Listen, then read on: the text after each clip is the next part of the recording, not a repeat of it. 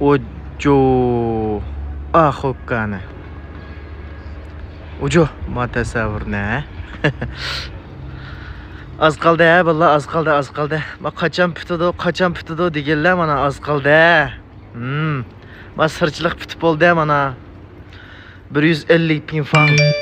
Mana qaraydigan bo'lsanglar, VIP o'rin. Chachkizdiga o'rin mana. Miyad bordning enzitin bisi va batey, choy qahva chiqadigan o'rin. A bo'lsa chash yuyish o'rni. Qaraydigan bo'lsanglar. Miya qaraydigan bo'lsanglar, WC ma? Shu. Ava qaraydigan bo'lib qolsanglar, qish vaqti to'ngab qolmasin deb. Ava o'tdim bisi va. Mesh. Golo. Mana az qoldi. Peyze. Musho bixol lungwen. Mishada dukkan qaraydigan bo'lsanglar. Ammo tinchi achang desa mana. Bizning Oltin Shodining malisteklan bor.